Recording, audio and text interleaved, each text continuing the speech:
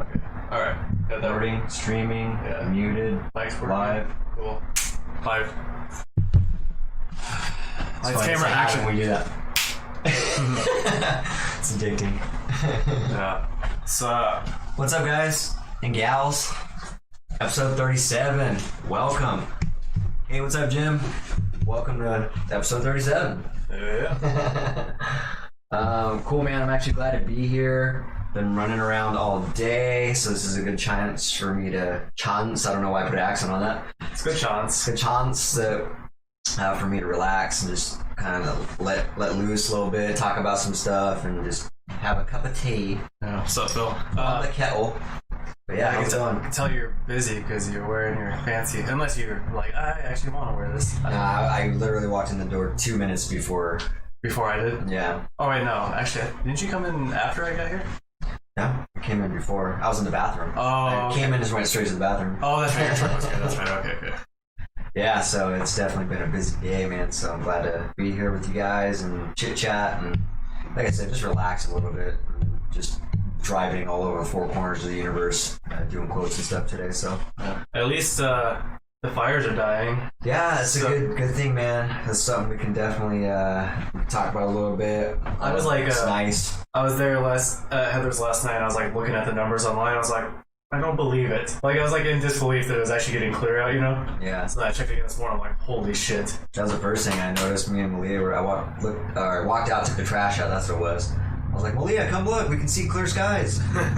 She was like, nah. She had to come see for herself. So nice. Oh yeah, it's just nice to get some fresh air, just to step outside. And...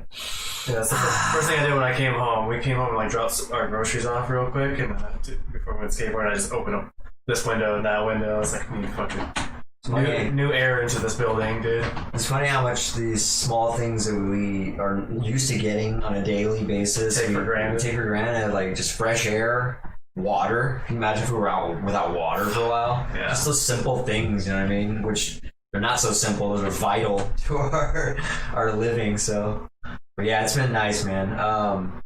Why don't you let's do the plugs real quick, get that out of the way. Where can these kind folks find us at, Danny? Right, yeah. Find us on Apple and Spotify for our audio podcasts. You can check out our live streams on Twitch, YouTube, and Facebook. And then you get our updates on Twitter and Instagram. We really need to upgrade our Instagram, but we'll get around to that. Nice. So yeah, subscribe, like, share, give us some love, help get some momentum going on this.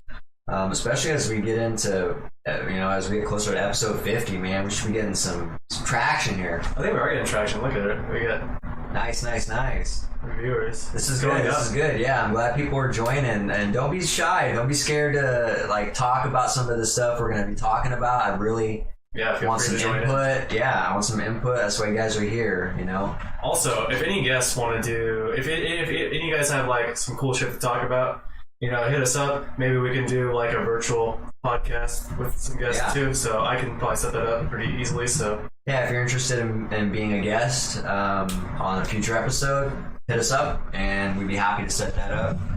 What's up, Yayo Express? Been a minute.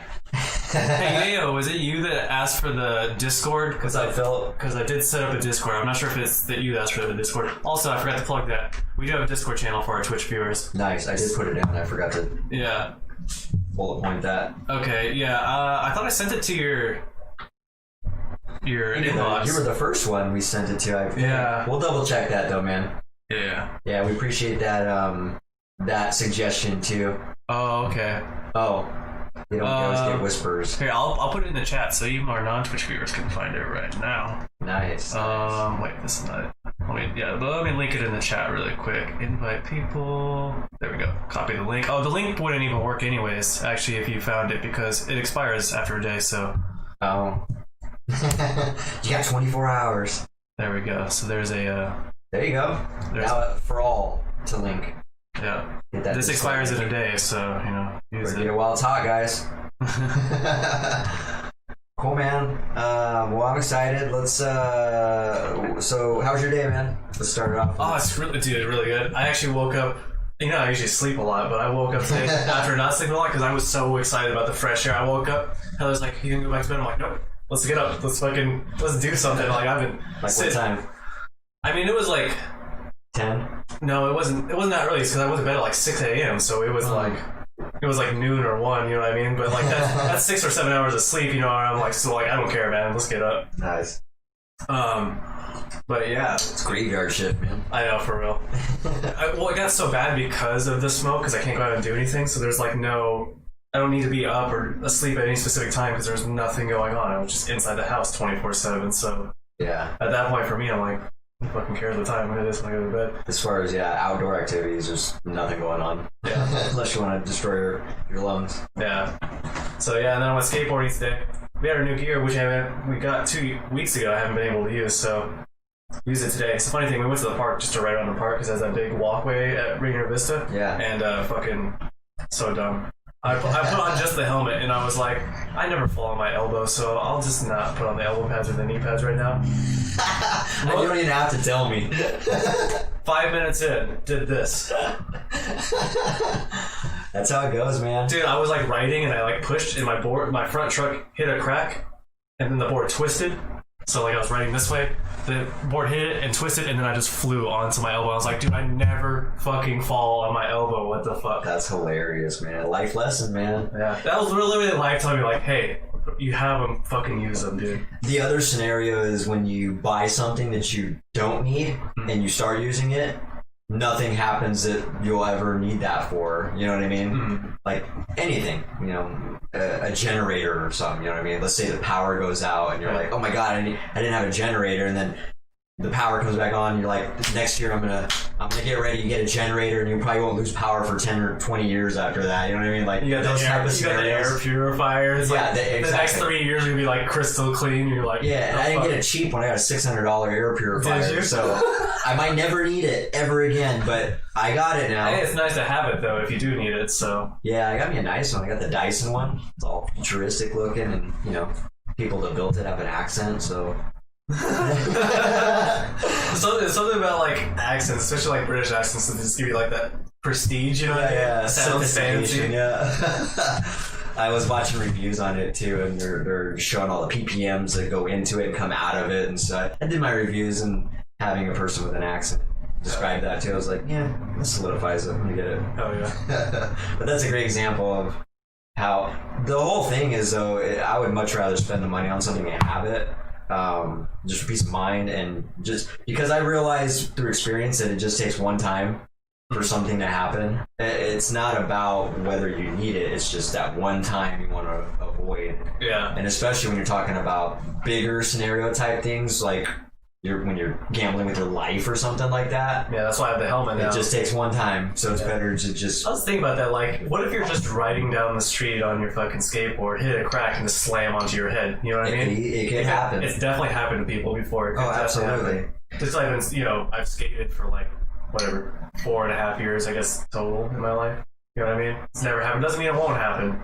I've had and speaking of head injuries, I had a personal friend die. It's been some years now. I think it's been 8 years, maybe 10 now. His name's Kirby. We call him K-Dub.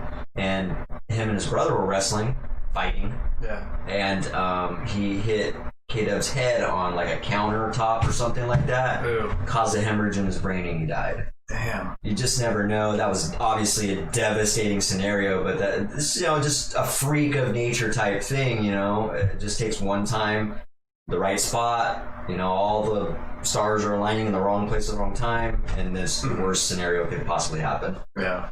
So, yeah, it's good to take precautions, I think. How have your few days been? My day's been good. My last few days have been extremely busy with business, just juggling some stuff. Today was... although it was a lot of time just running around doing bids and stuff, I feel good because my first one was, oh cool, welcome to the Discord, yo. Hell yeah, dude. That's what's up. Nice. Although it was a lot of stuff, I feel good about the leads I did today. I made a very solid impression, and one of the jobs I did today was probably the biggest job. Well, the biggest sunroom job I'd be bidding is probably going to be a $100,000 job. Wow. And so, really want to lock that in. Mm-hmm. They really liked me and stuff. I got a lot of feedback, and I felt like they were very honest, not blowing smoke up my ass type stuff. So, Feel real good about it, man. And like I said, I made a good impression. I made a sale today. Okay. Sold the deck, so we're good. Yayo said the stream is a little laggy and he's going to rejoin. If anyone else is having any technical issues with the stream, let us know. Because remember, I did change those settings on the stream because I thought it was fine when we looked at it. Let me look at it right here. Well, yeah, let's get, let us know if anything's lagging on anybody else's, because that's a way for us to indicate whether or not it's a personal connection problem. And so we were having this issue last time, but there was kind of a storm thing going on. It says we have dropped 0.2% of frames, which is a very small amount. But not even noticeable, yeah. But we never drop frames, so I forgot. I need to, before the next time we come up here, I do realize that we do need to reset the internet before we play, because the internet here has been like really like ups and downs and stuff, and when you reset it, it's like solid for like a little bit. So okay. If the video is laggy, it's not the end of the world. Just let us know. I mean, let us know if the video is laggy, but especially let us know if there's something happening with the audio. That's super important. Jim brought up a good point. He said even riding a bike, if a helmet might have saved Craig's life, did he have head trauma then? Is that what caused the... I'm not sure, but he did. He must have. Or Jim probably would have said that. That's a great point, man. It'd be nice to just take those precautions no matter what you're doing. No matter how silly you look or whatever, you know. Yeah. We started at the park and then we went to the school and I put on all the gear. Even like the wrist braces, which is really... They feel like really cumbersome when you put them on. But the weird thing is, once you put all that stuff on and you start riding around, you forget that it's on. Yeah, absolutely. You're just like... not even aware. Like, once I took it off, I was like, oh, that feels nice, but I totally had forgotten that I was even wearing half the shit, so... Just make it a thing, yeah. Just include it in your normal, attire. Yeah. It's kind of like me when I first started carpentry years ago, 14 years ago when I first started, never wore knee pads, never did the precautionary things, you know what I mean? Didn't wear rain gear, so I'd be soaking wet when I'm in the rain. There's jobs I'd be on my knees all day. Finally, after a couple of years, I was like, I'm gonna get smart. You know what I mean? Like, I just came prepared with everything. That is a freak accident. Well, his bike ran into a truck, died instantly. That's sad, man. I didn't know the details. He hit a hole in the sidewalk and flew into a truck with his head. That's really sad. I always see when there's people like cruising on the sidewalk right by the road and I'm driving, I'm always like worried about shit like that happening, because that's a great example. It just takes one time, wrong place, wrong time, a hole. It's a freak accident, man. That's sad. That is crazy. I thought he was like going through a crosswalk when it happened or something, you know what I mean? Yeah. That's a crazy accident to happen. You just never know, man. So yeah, I take those precautions, and I really encourage my daughter as well when I'm explaining things to her. Take precautions. We got our helmet. We need some knee pads because we're starting to learn how to ride the bike not to get her not knee pads, elbow. Probably knee pads too. Yeah, just a full gear. So yeah, I really advocate taking extra steps, precautionary steps in anything, really. But yeah. Also, quick question. Do you feel like maybe this is anecdotal, but do you feel like your mood has improved with the fresher air? I feel like the smoky air kind of makes me a little bit irritable and tired, and Yeah. Oh, it made me really tired. I've been talking to few people, and me included. It makes me tired, and I was trying to figure out what it was. I think it's a combination of breathing it and the smoke, my eyeballs being exposed to the smoke. Like, just, it's kind of walking in a smoky room. It affects your eyes, It affects your eyes, and you want to, like, squint, and it feels like that, and I just want to close my eyes all day. Yeah.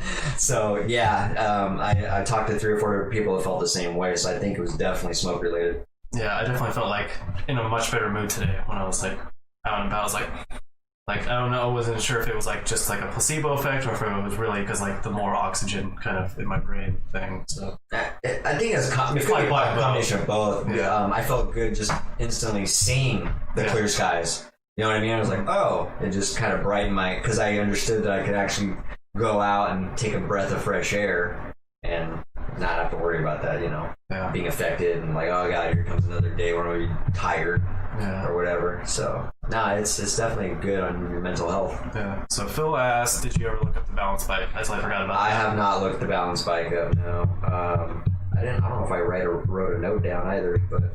Yeah, should write a note down. Did I? Let's see what we that out. got here. Sorry, Phil, we forgot. I'm gonna make a page just for recommendations and stuff. Right. Should definitely do that. Yeah. Anyone else has some recommendations? If you want us to do a review, if anyone wants us to review anything, let us know. Hit us up. Yeah, and that's a review recommendation right there, the balance bike. Yeah, because we have a review section of our podcasts, so. Yeah, we'll take any suggestions. You know, preferably something that's thought-provoking and actually has substance to it instead of shit that's just gonna waste our time. You know? Remember that anime that we... Yeah, I mean, that's what that girl's into, so I mean, she is younger too, but, you know, it's cool. You know, she's got her thing going, you know what I mean? Well, I'm not hating on her, I just didn't like the anime. It was just something we personally didn't like. Yeah. Review a Lamborghini. Will you provide the Lamborghini for us to review? Quick question. I'll review the specs of the Lamborghini. Yeah, I mean, sure, we could. What's that behind the virus poster on the left? Is that a spoon? It's a secret. Bro, you just got yourself 50 points, man. Those are the, we'll just roll over the Find the Gnomes to this, because we don't have a game for this episode anyway. We haven't taken a few of them down anyway, so. Yeah, I don't think anyone's really messaged us, so. No, they haven't, so we might as well just roll it over. That's a game from a couple episodes back we were playing called Find the Gnome. Yeah, so we have a bunch of hidden gnomes. Each one's worth 50 points. Hopefully Malia didn't, Nice. I like your attention to detail, man. You're definitely you're sharp, man. You're catching these little details. We actually have more. We had 8 total in the frame, and I think my daughter, when we did our podcast, she removed a couple. I had one on the chair here. I had one in my bottle of water. That's like a point system. And so, to be honest, you're the first person that has gotten on the point system now, right? Yeah. Yeah. Out of all the games we've done so far, what was the other game? The first one for 1,000. Oh, the amount of that's an easy one. So the first episode that wasn't really easy. You had to watch the whole episode and see how much. That's easy. You just gotta invest time in it. Yeah. The answer's there. Yeah. How do I do this? So like one tally is gonna equal 50 points. There we go. So U equals 2. Okay. So yeah, the first game we played was Danny was count the fucks. How many times Danny says fuck in the episode? Was it 34 maybe? Something like that. I think 35. So. And so we were actually starting. Yeah, it was 34. Okay. We were kicking it off with 1,000 points for that and trying to get to a 10,000 point threshold. And so the second game we did was Find the Gnomes. We put a bunch of gnomes around here for 50 points apiece. If you found all of them, we gave you 800. Was it? It was an extra 500, excuse me. If you get 10,000 points, you get a free merch bundle. Yes, which is going to hopefully include more than just a shirt. We're going to get some more merch things going on. Like a shirt and a hat and maybe like one little thing or something. Some kind of little trinket we got to come up with. A sticker or a wristband or some weird shit. I don't know. Maybe not a wristband, that's kind of lame. Like a sticker, that'd be kind of cool. Or like a magnet. Something cool. I'm winning that for show. I can already tell, man. You got the ambition, dude. You're getting it. All right. So we got a few different topics to run down for our segments, and so we'll just kick it off. We'll start getting into some of these. I have a list of a few things, and so it's hard. I'm like, what's going to be the contagious combo for today? And this segment and that segment. I'm like, so. There's a lot to choose from, so some of these we just kind of thought would be good for conversation. So let's start with, let's just get into the contagious combo for today. And that is going to be regarding some newfound information that I didn't know about, which I should have because I just never looked into it. But. Hold up. Let's just say the title a little bit. Today's contagious combo is called... It's questionable CDC. Questionable CDC. Okay, cool. What that means is, I didn't even know it was actually that until I looked back there. Okay. That's cool. So, the questionable CDC is the title, and it's about the CDC. And as you guys know, moving on up. Thanks, yeah. Nice, man. We're working on it. So the CDC, as you know, is the Center for Disease Control, and they give us a lot of guidance, I guess, right, on diseases and our well-being, and flus, things like that. They give us a lot of recommendations for things like that. So there's nothing really else. Nothing really else. But we put a lot of faith into it and a lot of trust into it. The CDC is like this glorified organization that most people trust. Mm-hmm. I would say I put my trust into them, and I haven't even looked into them that much. You know what I mean? Yeah. So what do they do that's questionable? So, I haven't looked into this enough. There's a link there for me to actually look into later, but I was kind of running out of time. I didn't have enough time to put into it, so we can revisit some of these as well. But basically, so John Joseph from Cro-Mags is an individual I follow. If you haven't heard of him, he's Cro-Mags is like a punk band, I guess, that goes back years ago. Very famous punk band. Based in, he's from New York City, so from the East Coast over there. And he's also a vegan. He also wrote a book called Meat is for Pussies. He's coming out with a new book. It sounds like a very controversial book, right? I haven't read it yet, so I'll be reviewing that eventually. And in this new book, he's going to talk about the CDC a little bit, but he dropped a little bit of tidbits in a post that I seen on Instagram, and he was basically talking about how they were falsifying information on the flu shot. That I didn't get to look into. He did drop some knowledge though about, I guess they're also that the CDC apparently receives millions of dollars from Big Pharma. And so therefore they actually have an invested relationship with them where there's money involved, and so they're going to actually be promoting a lot of Big Pharma's stuff as well. And I mean, more specifically, he's one example that I guess in 2014 they received $52 million that they raised. $12 million of that was from Big Pharma. So it's kind of like that one documentary, What the Health, where he kind of opened up and exposed a lot of these businesses that were being directly funded by the animal agriculture. So they had an agenda. Right. And none of that was really based on their intentions were never truth-based. It was always agenda-based, fund-driven from the animal agriculture. And what John Joseph is suggesting is very similar. He's saying Big Pharma is funding CDC so that they can control that narrative, basically. Let me ask you, and let me ask a lot of people also as well, like, do you guys trust the CDC? Do you even know what the CDC is? Like me, I'm just getting newly educated on the CDC. Do you trust them? Do you put your faith in them as when it comes to, diseases and flus and I guess pharmaceuticals as well?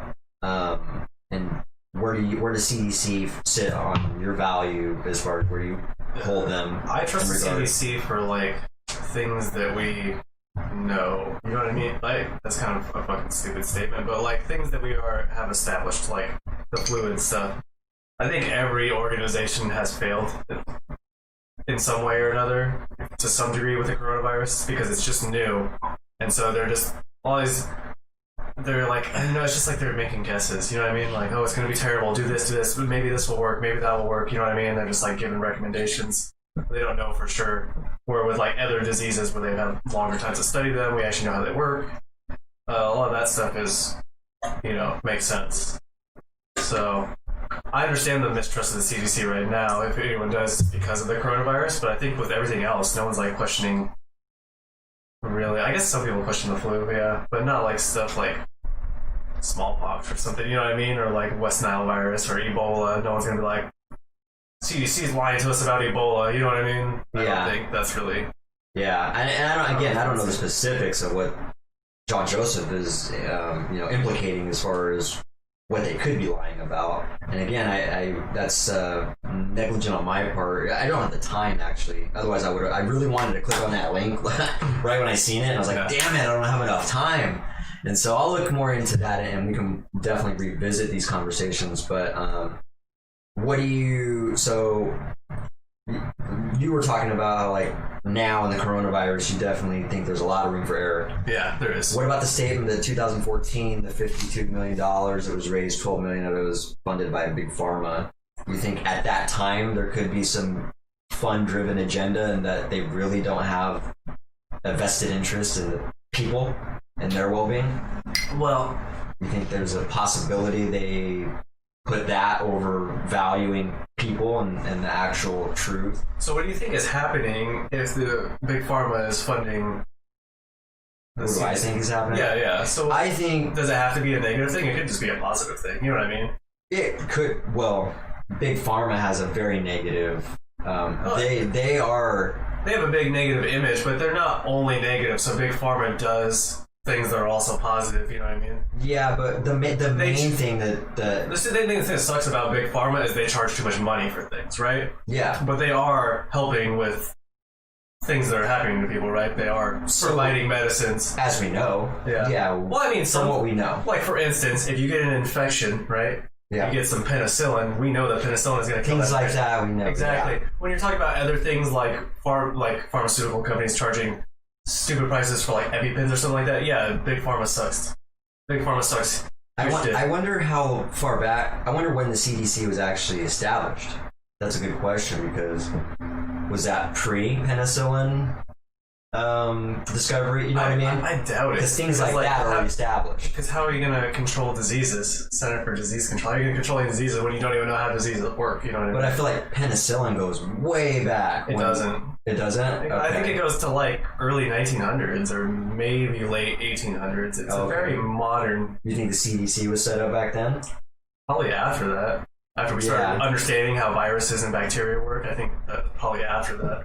So things like that is easy to get behind because it's already been established. You know what I mean? Yeah. They're just coming in to propel the already found science. You know what I mean? Mm-hmm. I guess what would make me leery is or questionable, or as far as the CDC being questionable, is what their intentions are after receiving money from a company that is market driven and pretty much money driven. Yeah, but we don't know what the funding is for. What, you know, because it's not like the CDC only does one thing. You know. Yeah, so that's true. We don't even know what the funding's going for, so they can't like just jump to conclusions that it's for something negative. Well, and I don't know if what the CDC primarily does. Do they primarily do studies, or what is their study to propaganda and promotion ratio? Do they focus more on, you know what I mean? What's the pendulum on that? Are they more marketing and putting a message out there and a little bit of studies and scientists? It's not all propaganda, you know. Yeah. CDC, for instance, probably has a guideline that goes, hey, if you step on a rusty nail, go get a tetanus shot. You know what I mean? Yeah. Like, that's not propaganda, that's just good advice. You know what I mean? So they have guidelines, you know what I mean? Yeah. I just wonder where that balance is out. What is more important to them, you know what I mean? Because when you start getting money involved like that... the money is probably for the research. Yeah, that's what we don't know. We don't know.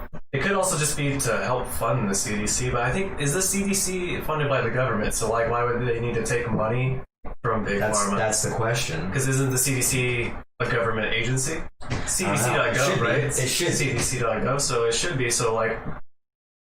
I don't really necessarily think that government agencies should be able to take funding from companies. I don't think so either. Because that's, conflict of interest, right? Exactly. That's what we're talking about. If there's a potential conflict of interest, right? There's a chance that I'm not saying they're not trusted immediately, but there is a chance that you can't necessarily be trusted when they're being money driven. Yeah, patting some pockets, say, hey, it's really easy to skew statistics without editing the statistics, if that makes sense. For instance, if you show a graph, right, and the entire graph kind of goes like this, right, you can zoom in to one part of the graph where it goes like in the opposite direction. The whole, it's mostly going show up. The whole picture, yeah. Yeah, but it shows us like a tiny picture where it's going down. You could inaccurately represent data that way. Yeah. So, that'll tie into the review section too. Yeah, but I think that's mostly what happens when you have these conflicts of interest when it comes to research, is they're not necessarily producing bad results. They're presenting the results in an inaccurate way. It's usually what they're doing. Yeah, and that's much more believable and easier to achieve to get people to get behind your message. Because they'll be like, well, this negative thing happens, and it's like, well, it's mostly positive. You just zoomed in, you just honed in on this little negative thing, and then try to blow that out of proportion. It's out of context, exactly. Yeah, that makes sense. So hopefully it's not something like that, but like we would have to research more into what is the funding, what is the money going to. I think we should. This is definitely a topic. I think that it's a good topic. Yeah, we should. Is that would benefit a lot of people. You know what I mean? Just getting some more truth out there. Yeah. Because it's hard for me. Like we can speculate, but it's really hard to. That's all we're doing. Yeah. Because we don't know any more details than just that broad kind of. Yeah. Overview. And like I said, there's a link that John Joseph pointed out as far as I guess they literally got exposed for lying and falsifying information on the flu shot. I don't know exactly what it means. That interests me. Because this is a company that everybody, like I said, they're glorified and they really have a lot of influence. You know what I mean? People want to put their trust into it. Yeah. Let's catch up with some of these things. So Jim was saying I listen, but I'm not a sheep. They can fail too, as Danny was saying. There's a lot of failures in anything. I mean, and then he's also saying they do have a lot of information. Some of it is good, some of it, and some of it not. I imagine. Oh, some he filters. Okay. He doesn't. So you don't think they purposely tell something false? Okay. That's the question. I can't be too sure. That's what the indication. What they could do is they could do a study, right? The funding could be like, so here's like a theoretical situation. They do a study, find out some results. They're like, okay, this medication is bad, right? In most people. But then pharmacy can take that study that they paid for and then skew the data themselves. But the CDC doesn't necessarily recommend that medicine. But, where the pharmaceutical companies will have the commercials on the TV, and like, this will do this, and then it's just like, it does that really fast bullshit where it says all the negative things. That's probably what's happening, you know what I mean? I don't know why they would have to fund the CDC to do that. I guess it makes sense, but there's other there's a lot we don't know about, so we don't know. Yeah. But you're right, that's a possibility as well. Because I kind of agree. It would be really shady if we found out the CDC was presenting false information. Yeah. Absolutely. It makes sense if a big pharmacy does it because they're a bunch of chodes in their businesses. So it wouldn't surprise me if the CDC is proven that they're providing false information. I wouldn't be extremely surprised, but I would be disappointed. You know what I mean? I would be both. Yes, I'd be disappointed and not surprised. Exactly. I'd be slightly surprised, but not like I wouldn't be like my world's crashing. You know what I mean? I'd be like, well, you just know where to put them. You know, I don't put 100% faith in anything, so you know what I mean. It's like, I have a good amount of faith in the CDC, but not 100%. You know, like 90. You know what I mean? 90%. More particularly for me when it's just the money aspect. I've got enough experience in life in general to know that, and I've been around a lot of money and big money projects and things like that. And when money gets involved, people get funny. Money makes people funny. Quote it, that's going on a shirt.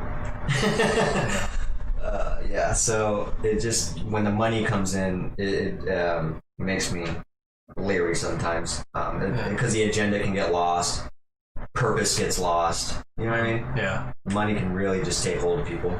So Jim was also saying big pharmaceutical is in it to make money. Absolutely, they do good. They're driven by money, and that's what Danny was saying also.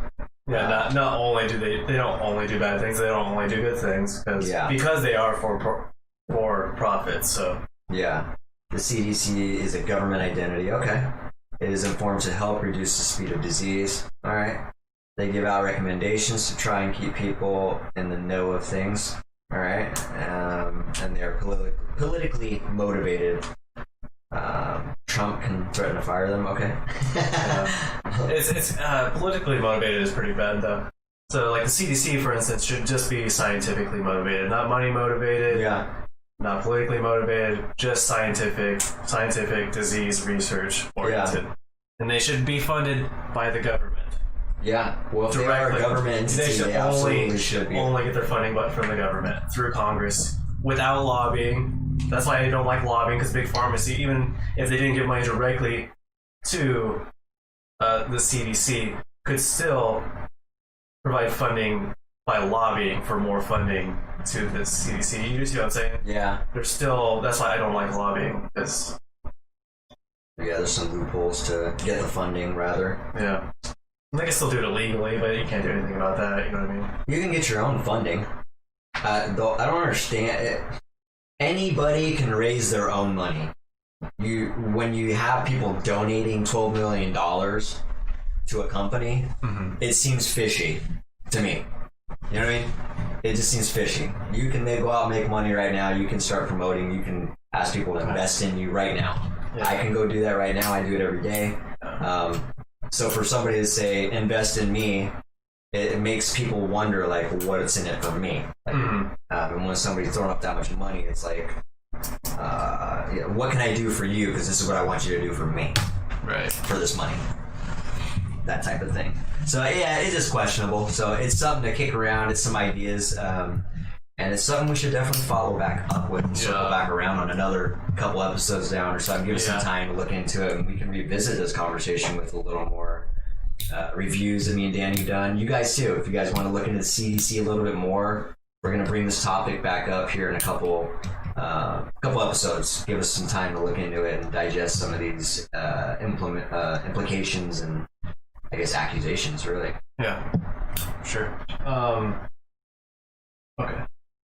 Yeah, so I'm going to have to change these settings again, because we dropped 1.5% of the frames. Oh, really? Yeah, but is the audio good, everyone, or? Yeah, yet again, let us know if there's some audio or lagging in the video at all. Okay. Are we still going on this, or are we going to the next topic? No, I think we wrapped up the contagious convo, man. Cool. Well, we can go on to the next topic. Cool. So our next topic is our viral viewpoint, and this one is called technicality versus musicality. So this one is about. It's not only about metal. So I think you're probably thinking about metal, right? No. Oh, you're not. Okay. No. So you thought I was thinking. I would think that you would think it was more about like metal versus non-metal music, which is really not. When I think of technical music, metal's in there, and classical music. So those two are technical to me. Yeah. Jazz can be technicals, absolutely. Yeah. Those are the three top technical ones for me. And I don't mind technicality when it is musical. So you can have music that is very somewhat technical, but still has a lot of like melody and kind of a flow to it. You know what I mean? Yeah, absolutely. And then you can have technicality for the sake of technicality, like look at what I can do here, kind of showboating. Yeah. Just like look at how fast I can move my hands or whatever, how fast I can play these notes, and that's what I'm kind of really talking about when I'm talking about technicality, like overly technical versus being musical. And you can still be, it's not black and white, right? There's middle grounds and shit. So absolutely. Because I was thinking about, because I used to think about that with metal and being like, I don't really want to play metal anymore because it's just like not musical. But I was listening to a classical music piece and it was a piano concerto, which how annoying is that guy? Yeah. You guys hear that douche driving by with his freaking little rice burner putting away?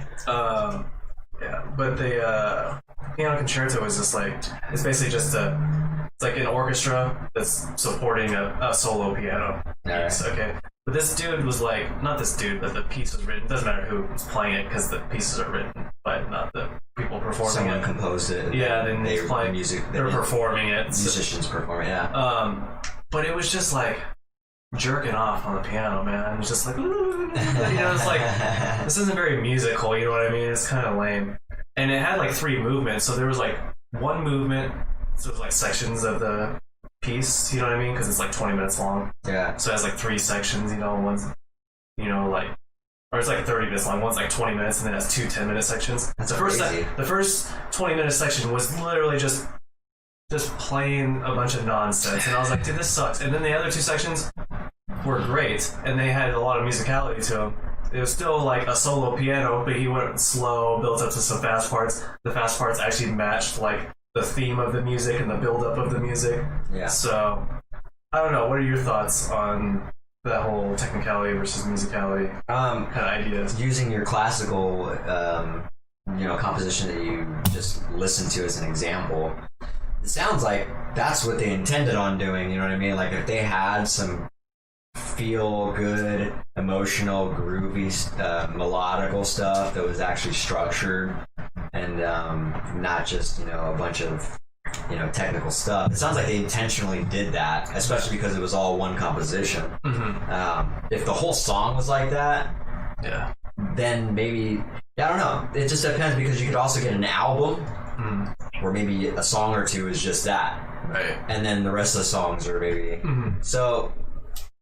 It's kind of gets annoying or a turn off, or when it's just like a whole album or just song after song after song. It loses its wow factor. Exactly. At first you're like, wow, and then like 10 minutes later you're like, all right, what else can you do? You've seen it all. Yeah. I mean, like, we get it, dude. We get it. And I also understand why, because in the classical music, because this is an older piece, they didn't have YouTube and all this shit. Like, we can just easily go on the internet. We've seen virtuoso musicians all the time, but back then you didn't see that. You didn't know anyone, so you went to go see this piece, and this piano player's like, and you're like, holy shit, I didn't know anyone could play like that. You know what I mean? Yeah. In general, we are desensitized by talent. Yeah. I mean, because the most talented people at, you name it, whatever, is captured on film now, and so you can really just YouTube the best whatever, the best musician, the best rock climber, the best gun shooter, the best whatever, you name it, and you will get it, and you can be surprised, and now you know where the bar is for everything you've seen, and it's like, oh wow,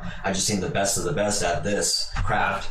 And so we've really gotten desensitized to that type of shit, man. Yeah, and I think that's why I've leaned away from technicality and gone more towards musical playing now, because I've seen all the technical, it's like, it's lost its wow factor for me. I'm like, whatever, I'd rather listen to a well-written piece than just someone show off how well they can play their instrument. Yeah, I would too.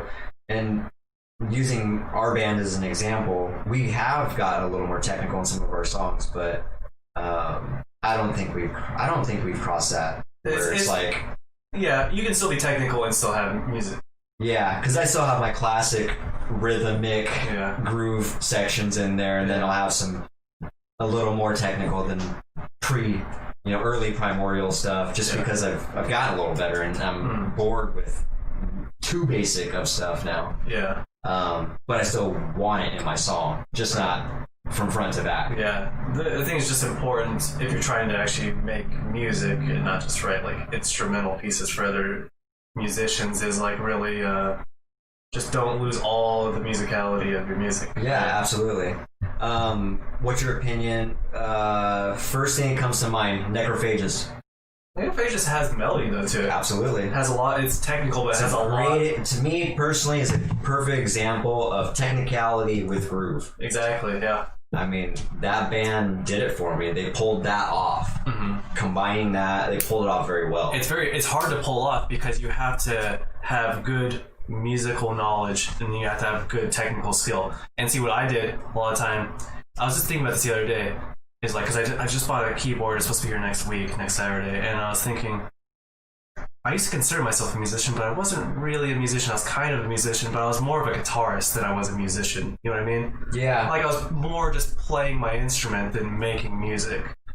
Like, I was just playing a lot of patterns and a lot of fast rhythm sections and not really focusing on making a cohesive piece. Yeah. And just kind of be like, hey, I'm a guitarist, you know what I mean? Opposed to being like, I'm a musician, I write songs and I write pieces, and they have a meaning behind them and a flow and a message behind this song. Yeah. And that's kind of what I want to do now. I mean, if I play fast, that's fine, but I wanted to still have a message and a musical sense to it. Yeah. Whereas when I was younger, I was just like, dude, check me out, man. You know what I mean? It's purpose we're talking about. Like, you can tell when a song has purpose, or if it's just there for just to showboat musicianship. So yeah, I think I understand what you're saying more particularly because I played with you a lot. So I probably was on the opposite end of that because I had very little musical knowledge, and I was more feel based. Like, I was focused on the feeling of structure and transitions and what sounded good to my ears. I really focused on what was ear candy to me, right? And try to put myself in the consumer's shoes as well. Yeah, it's really funny. Now I'm starting to try to implement the technicality into that, and so that's the better way to go about things. It's funny because now when I play technical pieces and people are like, "Wow," I'm like, "It's not really that cool." You know what I mean? Like I have the one that's like da da da da da da, and it's just like a finger twister, but it's like there's no musicality to it. It's just a pattern that I'm playing really fast. I explain to them, like, warm-up technique. I'm like, it's just a pattern. It's not really that cool. You know what I mean? It only sounds good if you're playing it fast because it's fast. It doesn't. It's not really a musical piece. It's just. And then using that as an example, that could be placed in a song in the appropriate spot and really sound good. Like I think there is a place for a lot of this. It's just finding it. Yeah, I'm just saying, just not doing that all the time because that's just whatever. Because like if you took, for instance, Michelangelo. Think about him as a guitar. Just playing fast all the time, just for the sake of playing fast. I mean, he can do some musical stuff. Yeah. But he chooses to play mostly technical all the time. He's there for the wow factor. Exactly. Yeah. The double neck guitar. I mean, the two-ended guitar. Like, he's definitely there for the wow factor. What's interesting is I wonder people's motivation.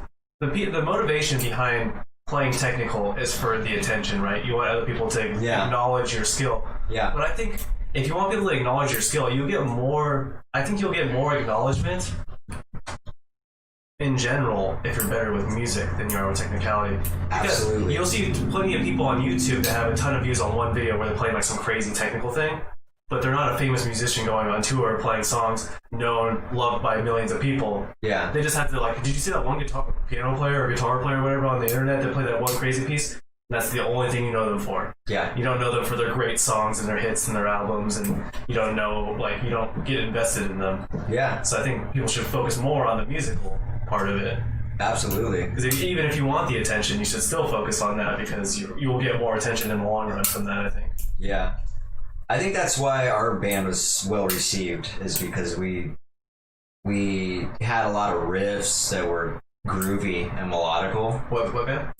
Primordial. Oh, I think that's why we were received well by the community, because it's kind of undeniable. If you're into metal, that is. If you like any type of metal and you hear that, it's not too complex that it'll turn you off, and it's not so basic that you're just not interested. It's like right in that middle ground. It's like, oh, there's some good solid riffs in here I can headbang to. Yeah, we had a good balance. It's a good feel. Yeah, we had a good balance because we had really good like rhythmic ideas mixed with melodic ideas. You know what I mean? Yeah, and that's what gets people. I mean, that's what makes an impact on somebody, is how you've touched them with their emotions. If you've altered their emotions in any way, you're gonna resonate with them, and they're gonna never forget that. Yeah, it's like when you go watch a band that's only playing technical, it just gets boring. You know, you watch a whole set, they're sitting up there for 30 minutes. You know, like after like 10 minutes, you're like, want to go get a drink or something? Just like, fuck this, dude. We've seen this, man. You guys are just making a wall of sound for 30 minutes. Yeah, no, I know what you mean, man. Jim was saying, I guess he focused on listening to a song, not so much technical things. I just enjoyed the final product. And you know, that is something that you kind of lose when you become a musician. Is you stop focus. It's harder to focus on the song as a whole and not focus on like what individual instruments are playing. You know what I mean? So it's harder to kind of get that outsider's viewpoint of like, what does this sound like as a whole? You know what I mean? Because you're like, oh, that guitar's playing that part and the bass playing this part and they're doing this, and it's like you got to make a conscious effort into doing it. That's how I do it. Yeah, I really try to put myself in the consumer shoes. Yeah. Like, how is this going to sound? Mm-hmm.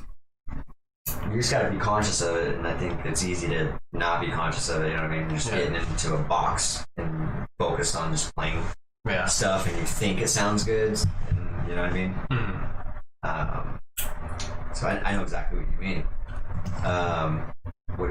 Jim was saying, I guess my knowledge level of music and how it's done is low.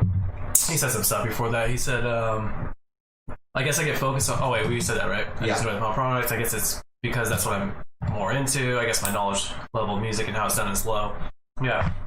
So maybe if you're more technical or more knowledgeable, then you may have more interest in that. Which is true, because like a lot of like people that love like technical death metal and stuff are musicians. You know what I mean? we got there's a term for that, what we call musicians music. Yeah, musicians music. Right?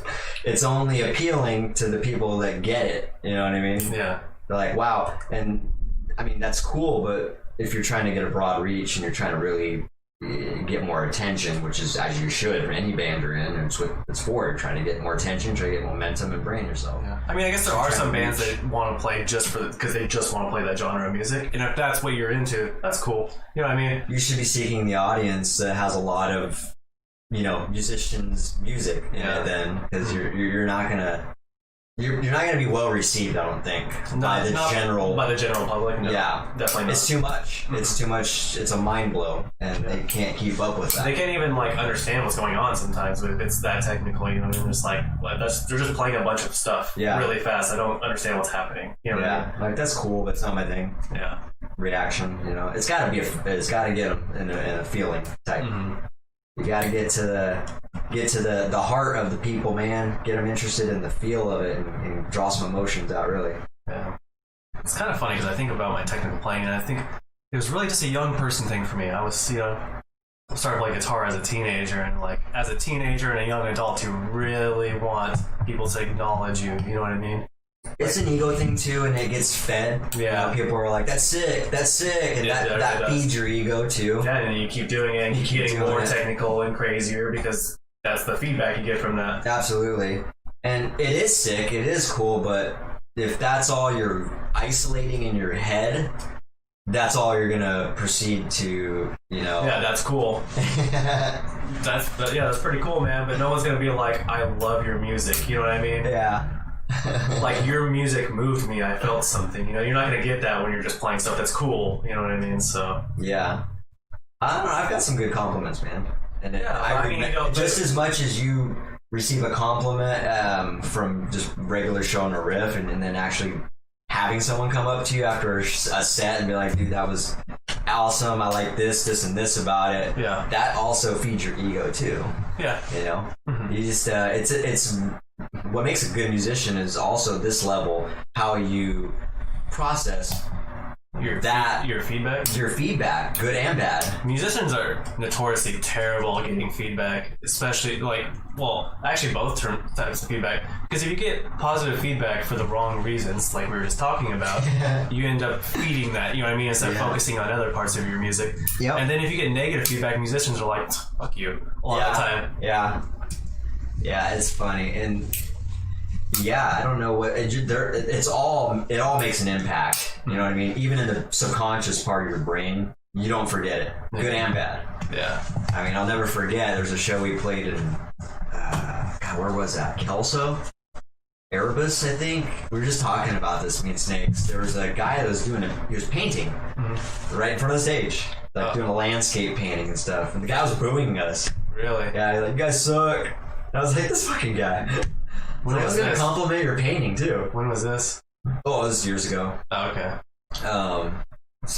Well, you guys got a lot tighter as of recent because it was kind of sloppy, and that's kind of the reason I left the band is because we couldn't get, not name dropping anyone, we couldn't get the whole band though to come together and be super tight all the time. You know what I mean? So and that was bugging me, and I just couldn't fucking deal with that shit anymore. So I was like, because I'm fucking such a when it comes to music, I'm a perfectionist. Yeah, and I'm like, it's not perfect, and it takes too long to get perfect. I'm like, this is a waste of my time. Because I mean, I'm no different now. Also, dude, like that's you need to put in effort, or I'm going to find someone else that will put in the effort. That's been instilled in me too, partly because of you, and so I'm such a hard ass. I realize that now because I also want it to be tight and good. I want the stops to be on par. Switches, transitions, all that shit. I'm like, dude, that's a 16th note too fast. You got it. Fluctuation in the tempo. I'm like, Yeah. So we do struggle with some of that, and what makes it a good musician is it's just addressing that shit. Yeah. We have this problem. Let's fucking deal with it. Yeah. And that's the problem. Is I feel like. Not everybody can receive it well. I'm saying is like sometimes you have to walk on eggshells around musicians because they're so fucking they're terrible at receiving negative feedback, and so that's always been my problem in bands. Is I've always like I'll sit there and practice things until I have them like, 95% perfect. You know what I mean? Everyone messes up every once in a while.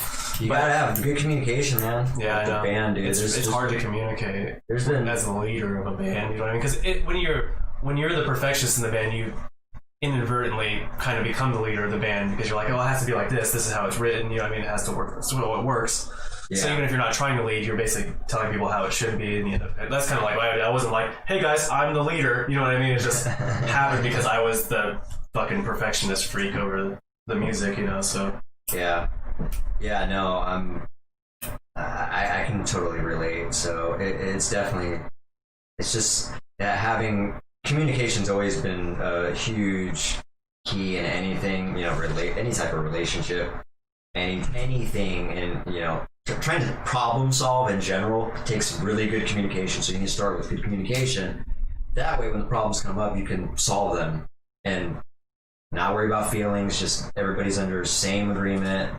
The same understanding is established. You know what I mean? Like, hey guys, there's no hard feelings here. We're all on the same. We have the same agenda here. We just want to be good. Yeah. This is what it's going to take. It's going to take a little bit of criticism on each other. Yeah. Once you establish all that shit, it actually is pretty easy. Yeah. I try to explain. So, like, for instance, with Heather teaching her music, for instance, I'll explain something to her, I'll do it, and then we'll keep doing it, and then she'll forget it. You know what I mean? Because you have to keep reiterating things, especially with music, to remember it. You know what I mean? And sometimes she'll ask me the same question like 3 times in a row. And I'm trying to be patient, but I just can't fight. I get like impatient, you know what I mean? I just can't hide my facial expressions, even if my mouth says something else, you know what I mean? So I have to like explain to people like, hey, sorry, I get a little, impatient and, well, you annoyed. You definitely can work on that. I know, I'm trying, and it's really fucking hard. So it's not that I'm not trying, it's just really hard for me to not, because I just I want it to be good. I'm like really rooting for the person I'm teaching to nail the thing, and it just gets really frustrating for me when they can't get it. So I'm like, oh, come on, you almost have it, like just do this. And they're like, there's some people that, so there's 2 types of people. There's people that perform well under pressure, and there's some people that do not take pressure very well, and you're actually gonna make them go backwards. Yeah. Luckily for you, I work well under pressure. You do, yeah. So that worked with our relationship. But what's actually that funny, is not. What's funny is I don't know if I work well in music under pressure, so it'd be funny if someone did that to me. I don't know if I would perform the same way I'm expecting people to perform when I'm doing that to them, you know what I mean? Yeah, it is pressure. Yeah. Pressure's pressure. Yeah. It's just how you process it.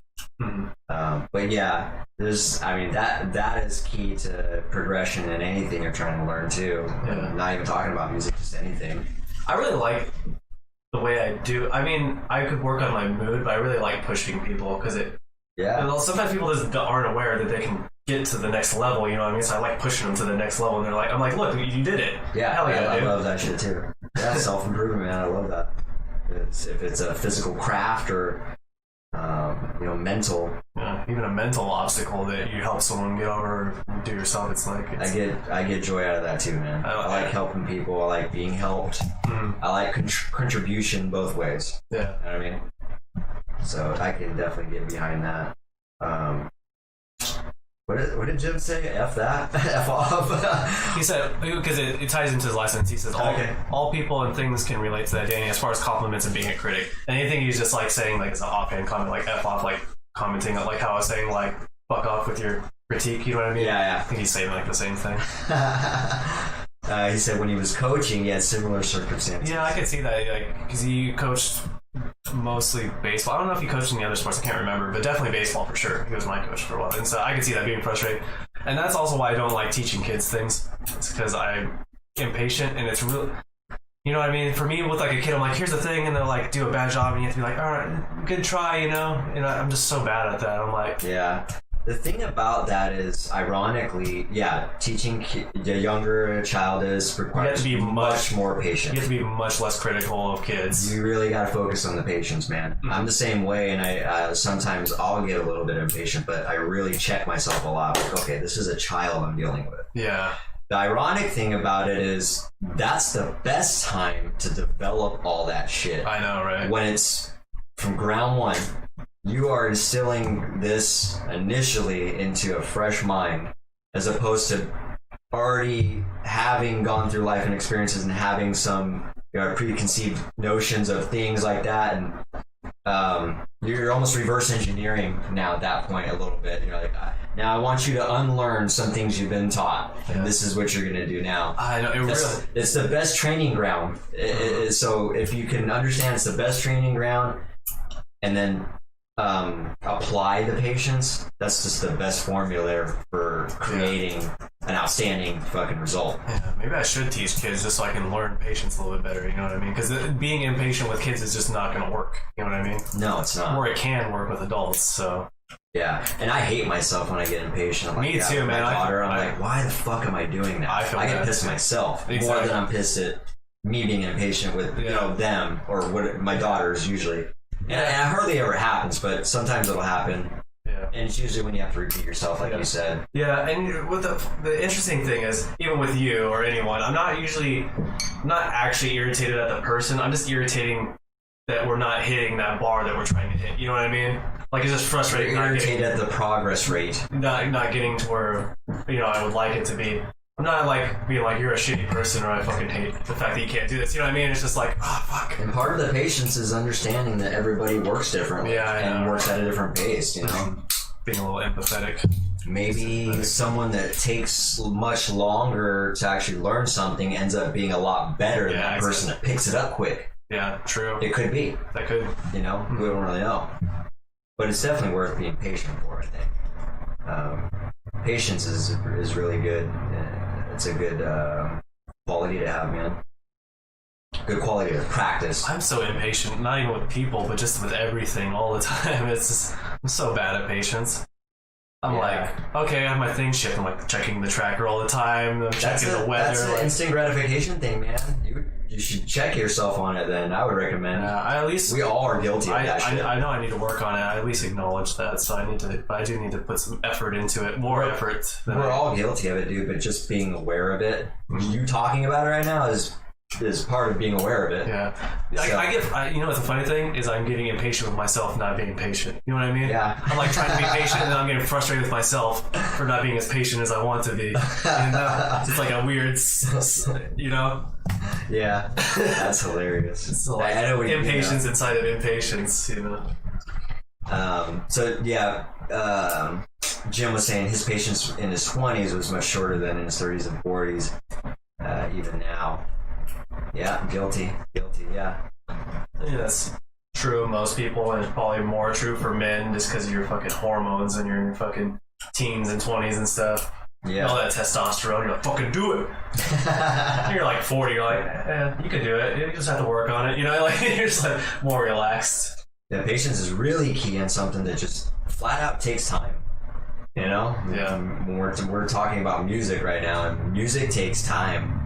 It just does. Even for the person that picks it up quick, it takes time. Yeah. To learn a lot of techniques and stuff. Even to be considered an amateur, I think like the fastest you can do it is probably like a year and a half. Yeah. I don't really think you can do it in a year. Yeah. Like starting from ground zero. Mm-hmm. Yeah, I would say realistically it's like 2 to 3 years for the average person. That sounds realistic. And that's like, a lot of grinding too. Yeah, think about when you get to 2 years on the guitar, that's when you're like, kind of like, okay, I'm not a beginner anymore. I'm not great, but Yeah. You got some things down and now you're experimenting with, composition, structure a little bit. Like, oh, this could be cool. It's definitely different with new instruments. Like, I'm definitely going to pick up the piano much quicker than I pick up the guitar because that was my first instrument, and I have all this musical knowledge. I know how to practice now and shit, so it's going to be a lot easier comparatively to the guitar. Jim's blanket statement, anything worthwhile takes time, is very accurate. Yeah. That's exactly true. Gotta invest that time in there. Yeah, it's fucking annoying sounding for everyone. click. Nice. So, alright, that's good talk. He also said he believes music requires a lot of patience, young or old. Absolutely. Absolutely. Yep, we definitely understand that. Music in particular. What time is it? Oh, okay. 8:11. We got 50 minutes left, so we got time for these last 3? Yeah. Well, there was an alternate topic in case this topic. Oh wait, never mind. There's 2 more. Ran short, so I could just recycle that for another time. So we could talk about the review section here. God, I wish I listened to this whole thing more, though. I only listened to the first half of this podcast, but it's the second time I've heard this guy talk. So let's move on to the review section now then. That's a great viral viewpoint topic that we just discussed, so I appreciate that, guys. This review section is about an individual named Sean Baker and his carnivore diet methodology, I guess. And so I've heard this guy talk a couple times. He's like The name sounds really familiar. Is he that old doctor, kind of? Not old, but like middle-aged, kind of. Is he like 45, 50 or something? He's like in the mid-50s. Okay. And he's an athlete. Straight meat? Does straight meat. He's an athlete. Has he been on the Joe Rogan podcast? Yeah. Okay, I think I know who he is. Yep. I think. He's the one that talked Joe Rogan into doing the carnivore diet. Because apparently Joe Rogan picked it up too. Right. I don't know if he's still doing it or what's going on. I think he only did it for like a month or two. I think he was saying he was doing it for a month. I don't know if he stuck with it. I don't think he did. But he did say he felt much better. So if he didn't stick with it, why would you stop doing something that makes you feel a lot better? So I would question that if that's true. Yeah. So yeah, no doubt the guy's got a lot of accolades, and he's done a lot. And I actually appreciate listening to him. I don't agree with a lot of things he says. There's some things I agree with him on too. But I like the way he explains things, and he doesn't have a very aggressive, not too arbitrary opinion. He's not really. He's open-minded. Is what I like about him. Is he though?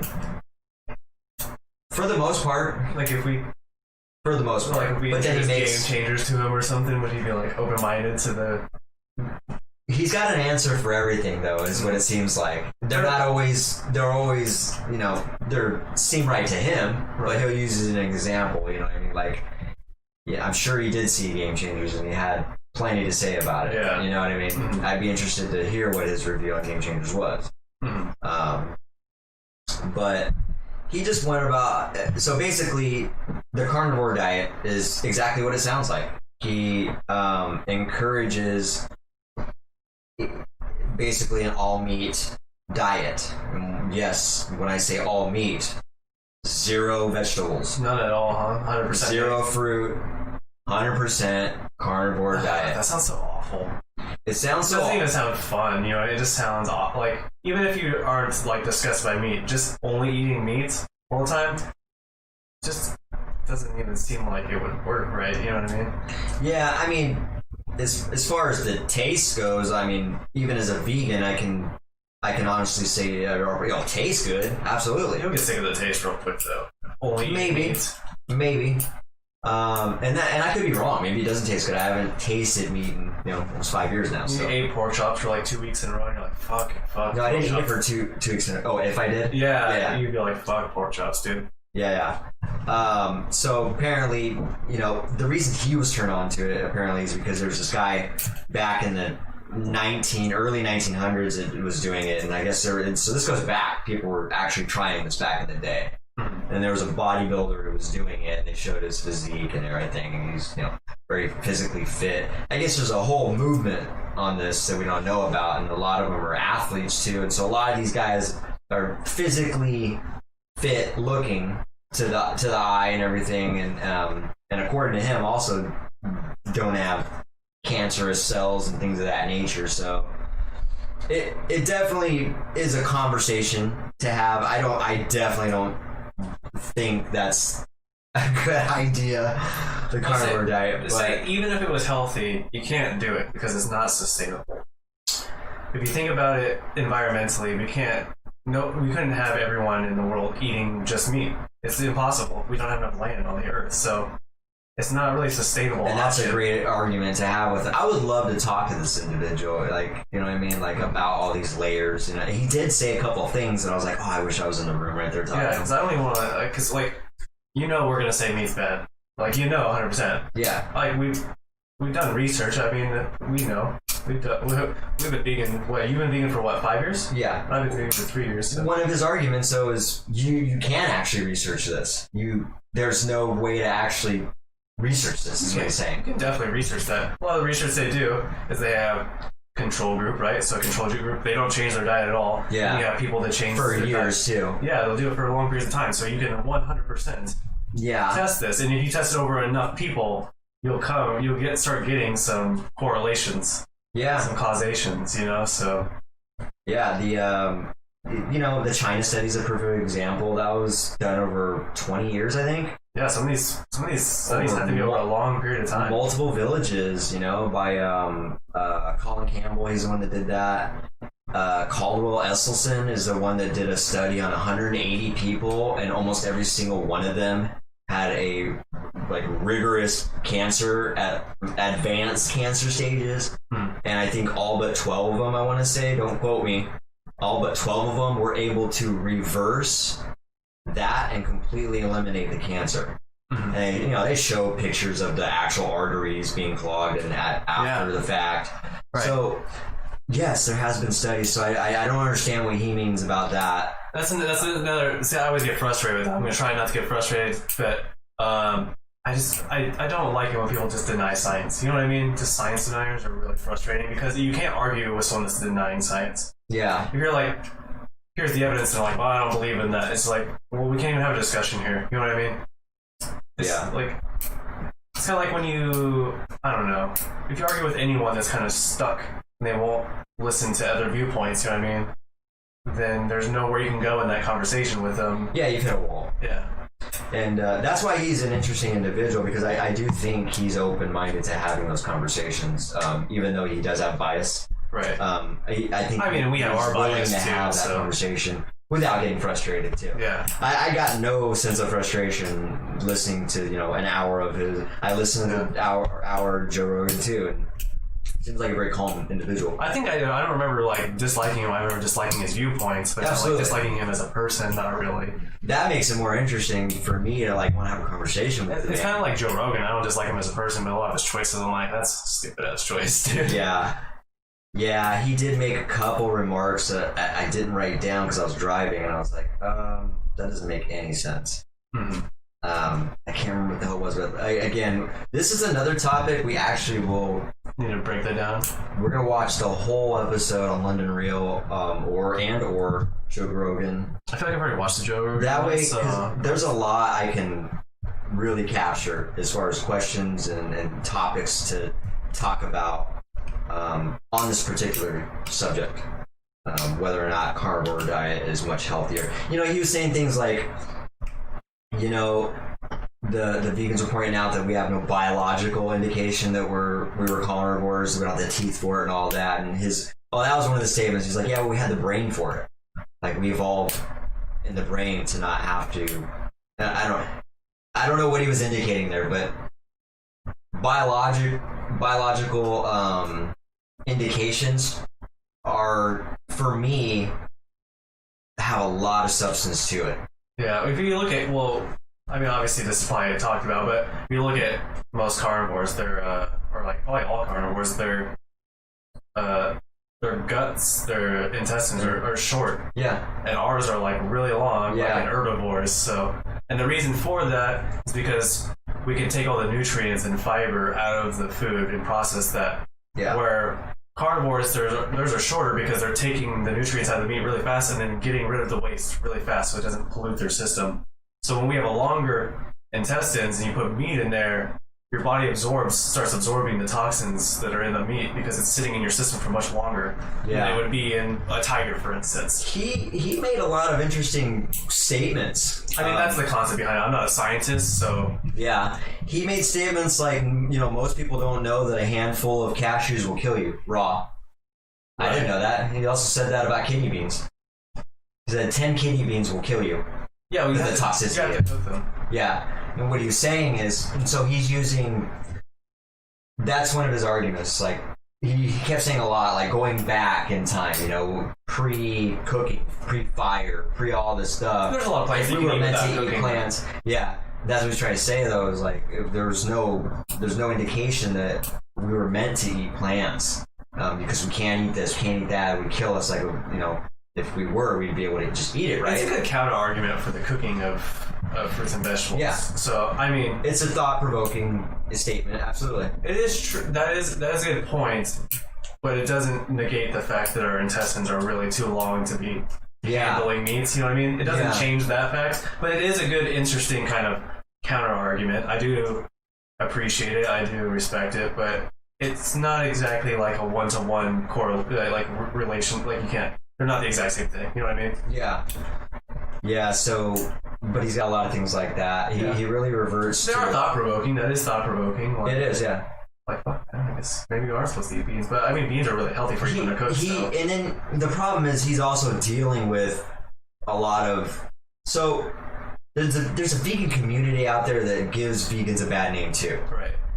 They're very aggressive. They're very judgmental. Mm-hmm. You know, they'll talk shit to people, and so they get the rap that, you know, they're all like that. They're all douchebags. That they all just have one vegan extremists. Exactly, vegan extremists.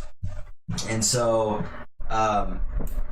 where was I going with that? He was talking about how, you know, obviously he gets, you know, not threats, but, you know, wishes is how he described it. Wishes, death wishes. I wish you would die. Yeah, I wish you get cancer. I hope you, that type of stuff.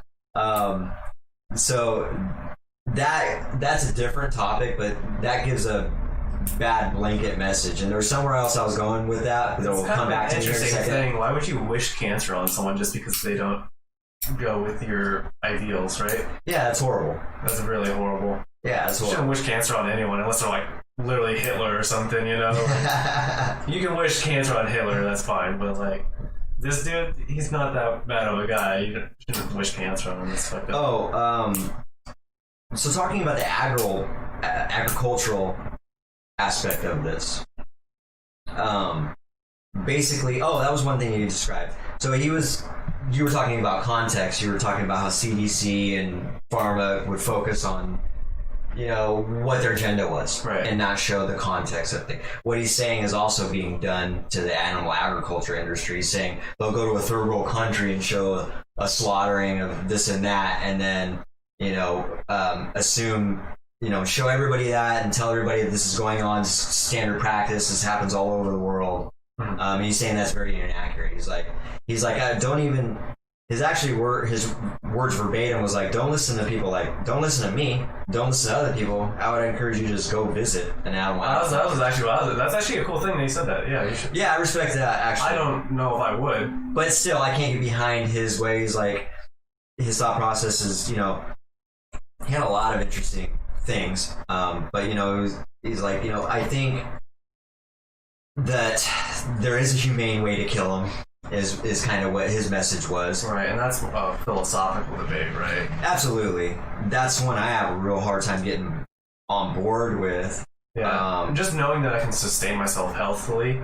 His argument to that is you might not even be aware that you're unhealthy.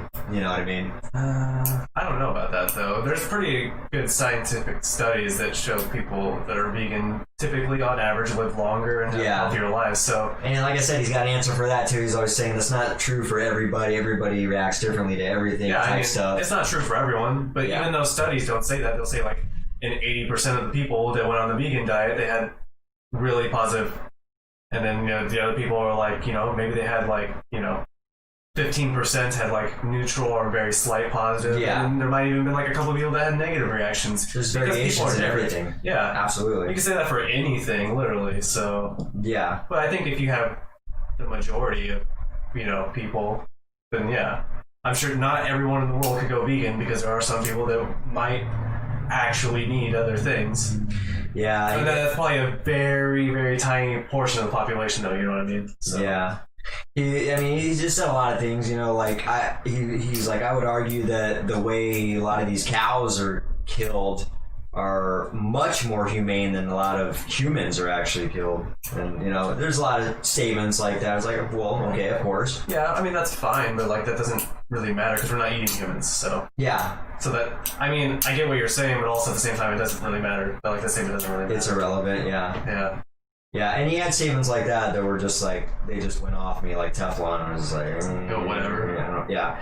And So even if he said, one of these statements he meant, that's where I was going with this, the fact that he had aggressive vegans, because he was talking about, he asked a question to some vegans. So if there was no vegetables on the planet, and the only way you can actually intake nutrients is through other animals, because you can't, and this was his argument, there's no plant on the earth that grows everywhere year round. You can't find plants everywhere. What you can find is animals everywhere, is what he was saying. What he was saying though was, if there were only animals, would you eat that meat? And I guess he was using an example that some vegans answered, no. That's idiotic. That's idiotic. Also, I'm a realistic person, and if the only form of nutrients is meat, of course I'm gonna fucking do it to survive. That's why we ate meat back in the day in the first place. Also, that's a really stupid theoretical argument. Because somewhere down the chain, one of those animals has to be eating plants. Where are those plants? Because their fuel has to come from somewhere, and it can't just keep coming from other animals infinitely. It can't. There's infinity doesn't actually exist. You can't do that. It doesn't. Yeah. It has to stop somewhere. Yeah. Unless you literally have an animal that evolves to grow from sunlight like a plant does. Yeah. Then that situation will work. But there's no animals that do photosynthesis. And I could already imagine he's just got those type of responses. You know what I mean? Like, even if you said, I can almost predict his responses. Like, if he said, let's just say, okay, if you said that to him, he's like, okay, let's just say there's grass and leaves and a few of these there. Would you eat the grass? Would you eat the leaves? Would you, even if it tasted bad? That's probably what he'd say. You know what I mean? Yeah, but coming up with these theoretical situations that don't actually exist is really dumb. It's a really dumb way to make an argument. If you're abandoned on a fucking island and there was a pig, would you eat the pig? I mean, if there was no plants, I would eat the pig. But, like, what the fuck is that going to happen? It's a no-brainer. And by the way, the people that say no, they're idiotic. It doesn't make any sense, and most of those people probably would once they start starving. Absolutely. They're just even if they didn't project. Want to. I mean, I wouldn't want to, but I would still do it. Absolutely, I would fucking be horrified at the fact I gotta kill something. That's what bothers me now is that I couldn't revert, because I just, knowing that I can sustain my health and, in my opinion, better with just plants without harming anybody, that makes me happy. I would not want to be part of the consumption of animal products at the expense of an animal dying. Yeah. Like, I understand they have feelings and they're actually an animal, and I'm not trying to be a tree hugger or whatever you guys want to say, but that's just how I feel. When you actually look at an animal, there's no denying they have a lot of the same emotions that we do. They have families. They really are oriented like us. You don't have to like compare them to humans. You don't have to think of them as equal or less or more than humans. Just realize that they do have emotions. They do have families. They do. They do care about dying. You don't have to be like, well, they're not. Humans are better. Like, it's irrelevant. Yeah, it's irrelevant. We're I don't even know if you could say we're smarter. In some ways, yeah. There's really smart animals in their own ways too. They do things we can't even fucking comprehend. Like a bee. Mm-hmm. You know what I mean? The bee can, like, figure out miles away exactly where locations are at. They do different animals communications and shit. I mean, there's a lot of shit that's unexplainable that is just outside of our realm of comprehension for, the complexity of animals' minds to actually operate that way. It's like, how? We still don't have an answer for a lot of this stuff. It's just, we think we're good because other animals aren't intelligent in the ways that we have specialized our intelligence. Yeah. Well, they specialize their intelligence in other ways. Yeah. So it's an interesting topic, man. There was another point I had on that, and I completely lost it, though. There's just too many layers to the Sean Baker's carnivore diet, man. But apparently a lot of guys are doing it, and they are claiming that they feel the best they've ever felt. Well, we're not going to know for 10 years or so, and if it's positive or negative. It's probably negative, but we can't say that. We're not scientists, and we'll see the evidence later. Someone needs to do a test like Caldwell Esselstyn did, or Colin Campbell. You need to do it over an extended period of time or on a mass experiment. You know what I mean? If it's going to be a short-term experiment, you need to get the mass. That way, there's more of an average there. Right. You know what I mean? Mm-hmm. So, yeah, it's interesting. So Jim's saying he's got a balanced diet is the best, well-nutritionist way, and that he's cut back on meats, eating more fruits and some veggies. Tonight he had orange and corn on the cob, watermelon later, 2 cups of coffee, and a lot of water. There you go. That's really good. Sweet. That is good. That's dope. And so I think we should revisit this conversation after we actually watch Sean Baker. Right. And see what the man has to say all the way through. That way I can actually take notes. Because I listened to it while I was driving. And so it's a little bit harder to do it then. So that's probably going to be it for the review section then on that one. So right on. Let's move on. So let's see. We still got half an hour. So we can rant and then we can do the. This will actually tie in. Maybe if we got time, we'll circle back to this. I can segue into that actually. So yeah, let's do the rant here. Not even necessarily a rant. Well, it can be. I can turn it into a rant. So this topic is about attention seekers.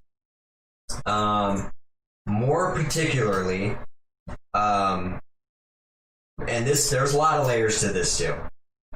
When we're talking about attention seekers, we all are that, and I actually promote that. Yeah, we all need some level of attention. Absolutely. You cannot gain traction, you cannot advance as a human being in your network, anything without getting attention.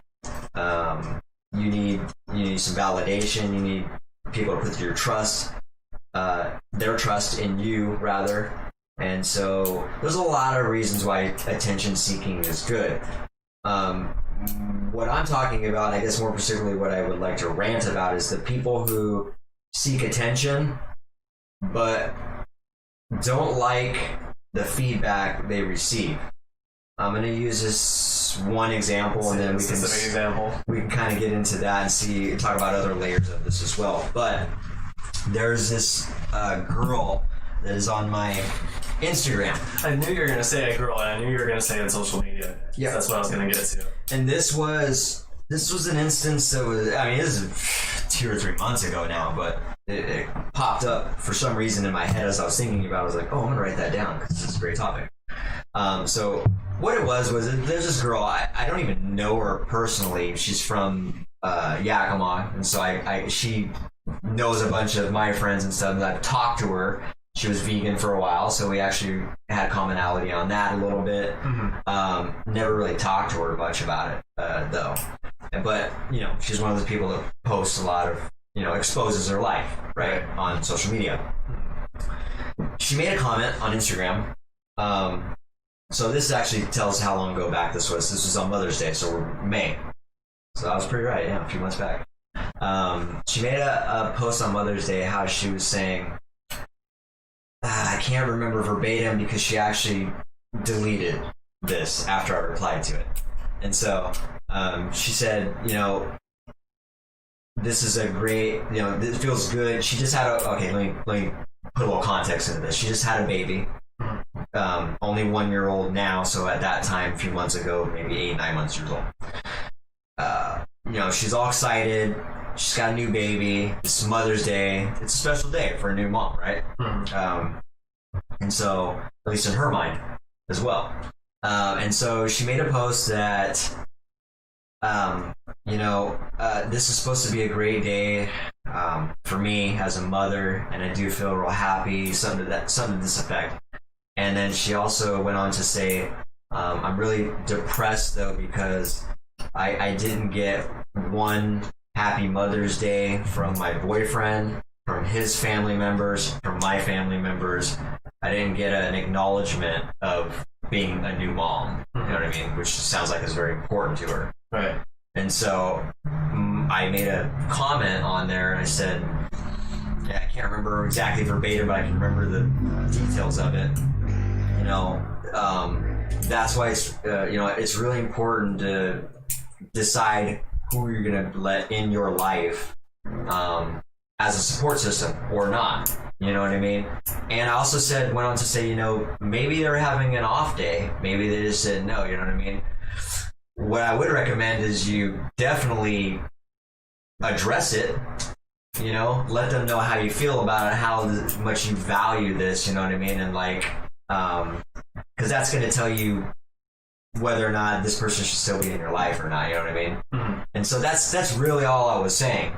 Not much more. I was just saying, you know what I mean? Just be careful who you keep as a support system, and let them know, that that's important to you. Then let them know that, and then if that'll indicate whether or not they hold you in high value. You know what I mean? If they think that's important to you, they're gonna make sure that you feel important. Mm-hmm. Well, apparently she didn't like that. She deleted it. She just deleted the whole thing.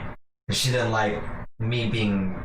I mean, what I did was broke it down. I mean, there was really nothing bad I said. It was all good. It was getting to the nuts and bolts of what she was talking about. Yeah. And so she deleted it, and she just didn't like hearing the truth.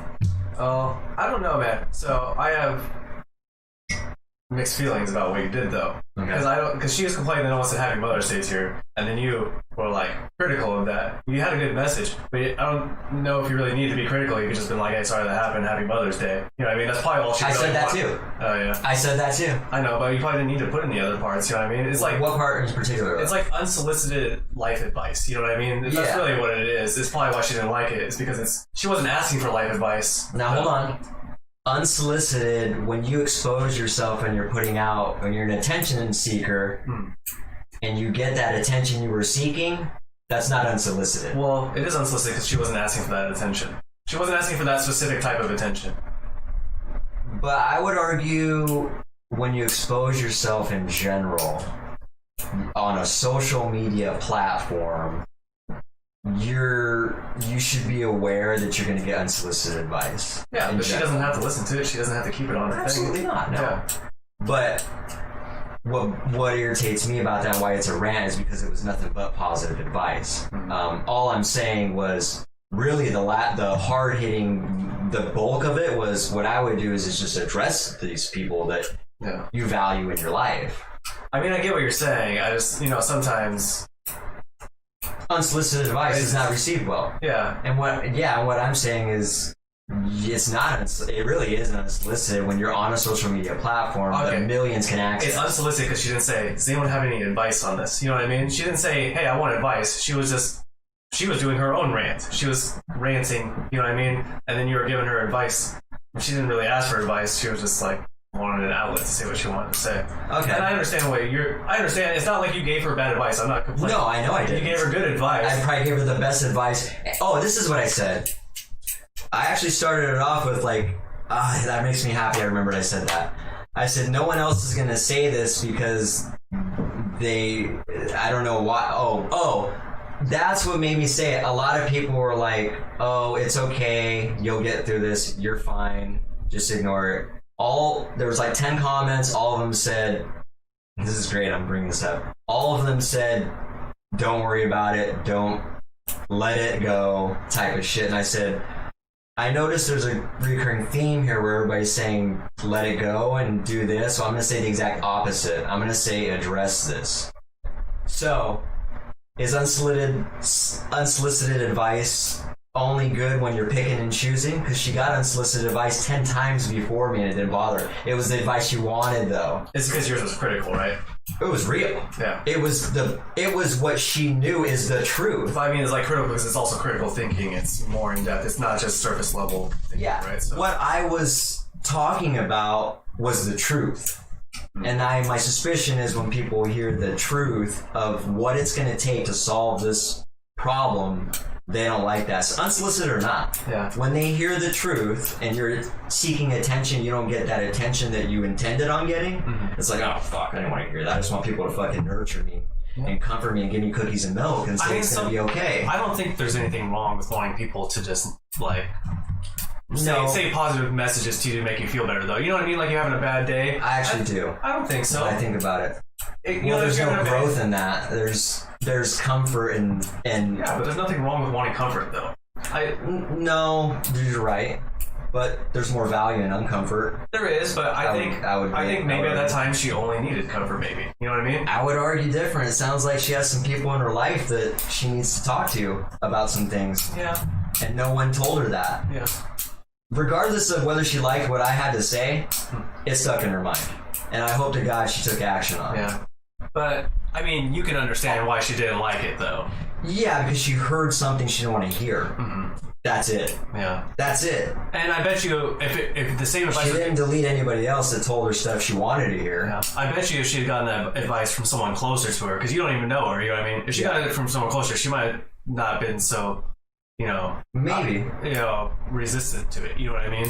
Maybe because it's like some stranger giving you critical advice. You're like, fuck off, you know what I mean? Yeah, like you don't even fucking know me. I don't want to hear your bullshit, you know what I mean? So yeah, I can understand what you did. I can understand what she did. I can understand both. She knows me though, and not knows me, but she knows when I did friend her. I was like, oh, I noticed you're vegan as well. I would love to actually back you up on some of the... Because she really posted a lot of vegan content. Yeah. And was kind of an aggressive vegan. And she would get a lot of backlash.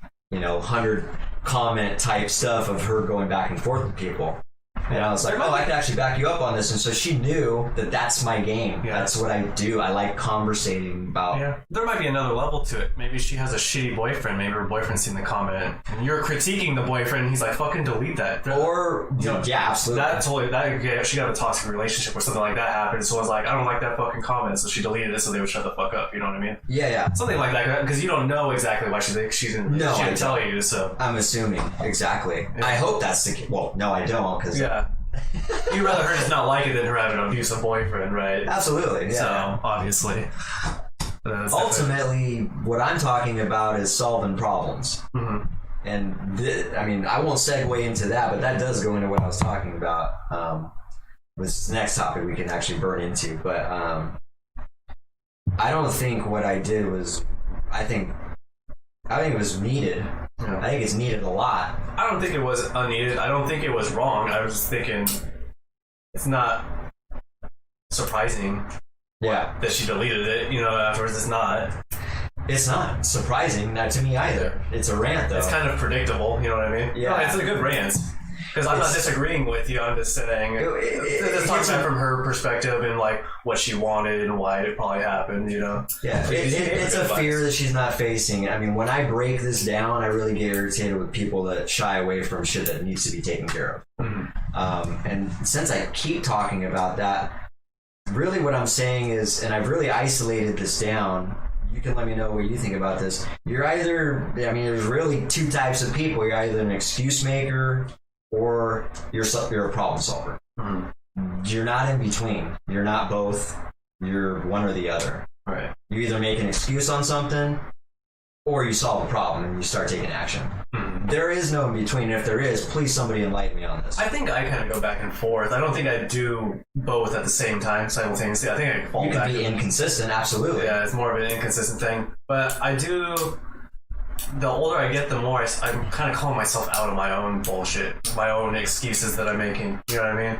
Yeah. Like, for instance, when I was, like, failing my college classes and I started, like, blaming my teacher, I'm like, it's on me. I could have just been passing the class, you know what I mean? Or whatever. You can make an excuse for everything. Exactly. So I need to hold myself more accountable at this point instead of making So when I hear excuse, period, it's a turn off because it's like you either... you're telling me what kind of person you are if you're making excuses. You're not a problem solver. You're indicating this very loud and clear. And I really have no room or flexibility for that. I don't think anybody can convince me other than that there is an alternative as far as the two types of people there are. I've really studied enough people, and myself included, that because I've been an excuse maker, you know what I mean? I'm now a problem solver, and then I'll still catch myself reverting sometimes that's a fucking excuse. I'll tell myself that. I'm like, that's a fucking excuse, dude. Yeah, exactly. That's how I find myself doing to myself too. You definitely have to do it more than I do because I'm just kind of at a lazy point in my life right now. I don't know. I'm actually trying to be more productive now. I guess like more like a month ago for sure, I was much lazier than I am now. I'm like ramping it up right now. You know what I mean? Like going up, not like boop boop. You know what I mean? But like ramping it up. But yeah, the pandemic really like just like enabled myself to become lazy again and become like an excuse maker. You know what I mean? Yeah. Where I was being very productive before that happened. You know, I was being very productive. So yeah, and acknowledging that is definitely the first big step in that. But yeah, I don't know, man. You know me, I'm huge into self-improvement, dude. So if I see something like that and it's being put out there and I feel like I can help, I'm gonna. Mm-hmm. I mean, there's no ill intent behind that, so. Yeah, there wasn't. Not at all. No. I mean, I flat out said, I was backing up her boyfriend and all them too. I said, maybe they just had an off day. Talk to them. Yeah. Let them know, you know what I mean? What I was talking about is solving the problem. I wasn't really isolating, this is what it is. What I was encouraging her to do was to explore it, solve the problem. Yeah. That's really it. It's kind of funny because... And that's what it's going to take for her to fix that. And she didn't want to hear that. Yeah, it's kind of funny because when you say girl on Instagram, I totally was thinking a different situation. I was thinking about the girls that post like risque shit all the time, and then bitch about dudes like fucking be like, "Hey, what up, though?" You know what I mean? I think that shit is so stupid. Yeah. But this is more deep. But that's what I was thinking in my head. Yeah, this is self-improvement related, exactly, and attention-seeking related too, though, because that irritates me when people don't hear what they want and they just shut it up. They're like, I don't want to hear anything, but if you don't have anything to make me feel good about what I'm saying, I don't want to hear it. Because ultimately, the shit you don't want to hear is what you need to hear. Yeah. I try to act like when if it's like a skill or something, like for instance, this podcast, if we tell people like, hey, if you have any feedback, give us the feedback. Even if it's negative, that's okay. Yeah. Because we're willing for that. And if it's something that I'm invested in doing, I ask people for feedback, but people, not only do people not like getting negative feedback, but when you ask people for feedback, they are really resistant to giving you negative feedback. Because there's that assumption that it's like, oh, they're not going to receive it well. Yeah, when I'm like... It's not true. When I'm asking for like actual feedback, it's okay. I mean, don't be a fucking asshole. Don't be like, dude, you fucking suck. You know what I mean? Don't be like, hey, you should probably work on this. You could do this. Trim that hat forward. But yeah, you know what I mean? Like, it's just, you could fucking totally...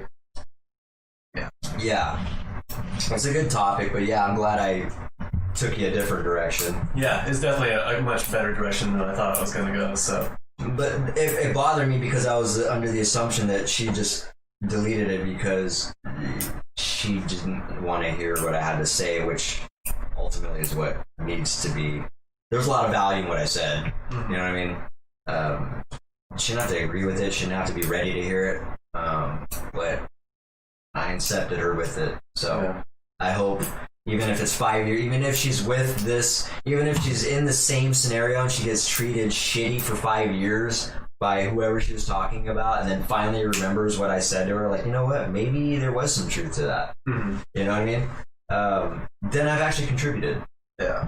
You know, because there's no ill intent, there was nothing but goodwill that was behind that message, and that's solving problems and having a better mental... I think I even put that in there. Your mental health is, you know, valuable, you know what I mean? I think it's imperative that you have a conversation with them for your mental health too. Yeah. So, I mean, they're really... And then, yeah, the aspect of the unsolicited advice, I think there's a green flag, man, when you're on social media. I really do. That's my opinion. It's a platform to expose yourself.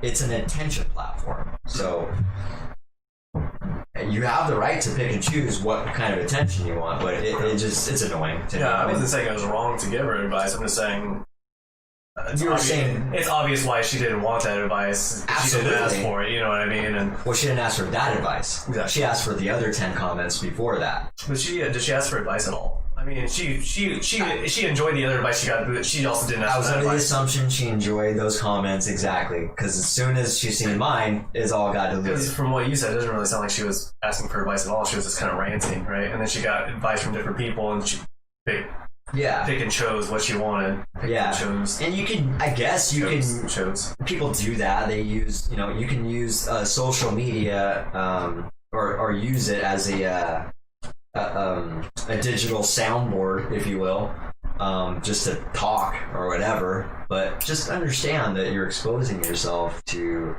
feedback, good and bad. Yeah. And however you perceive it as being bad or good, that's on you. You know what I mean? Yeah. But it's an interesting thing to think about. I mean, no one likes getting negative feedback. I don't even like getting negative I mean, I would say I like getting negative feedback, but it doesn't always make me feel good even when I want it. You know what I mean? Yeah. For instance, if I like write a song and I'm like, any feedback, people are like, it doesn't really have that much direction. I'm like, fuck.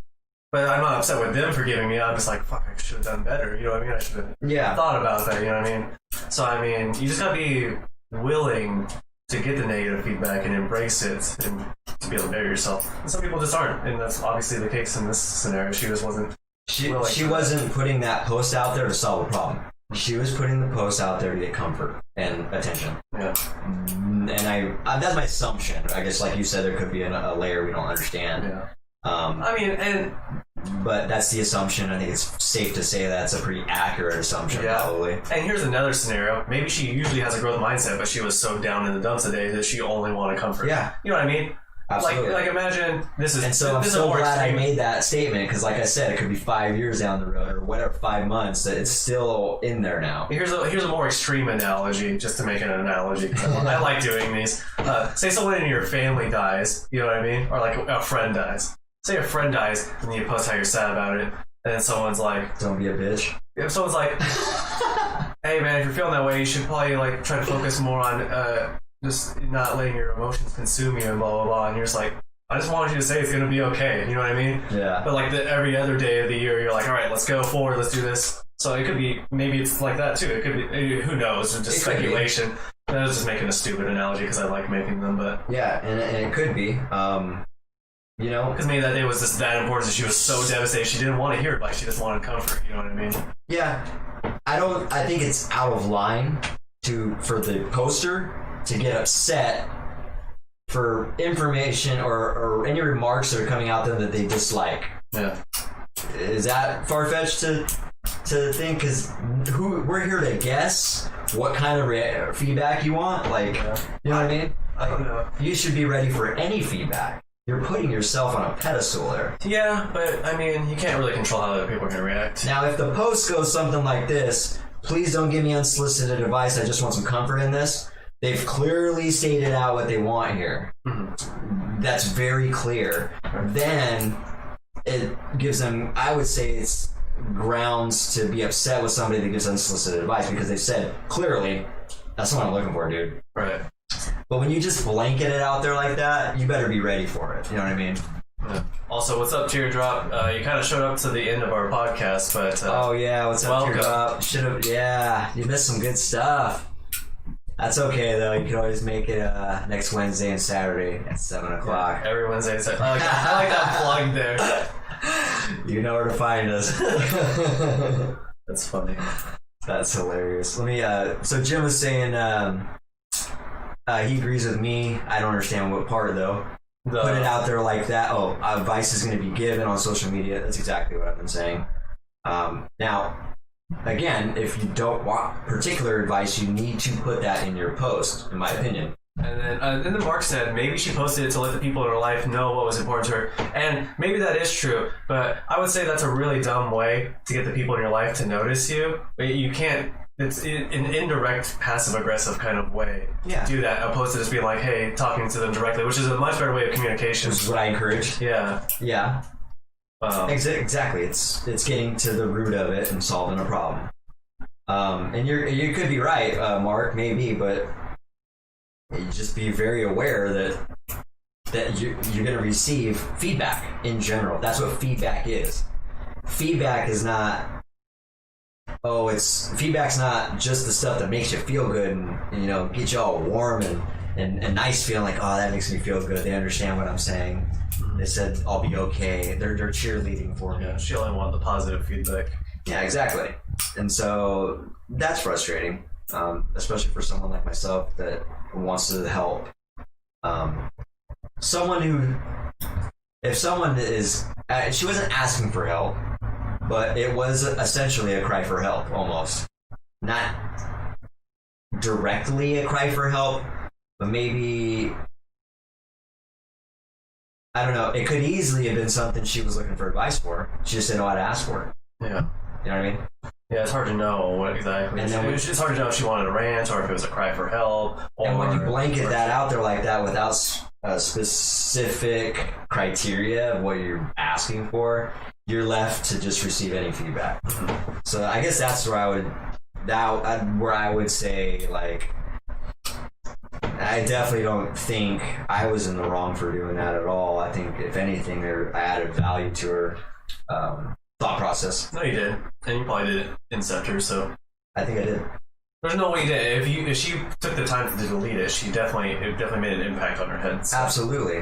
Absolutely, and that's just not what she wanted to. Maybe she knew. My assumption, again, these are assumptions, is she already knew the answer.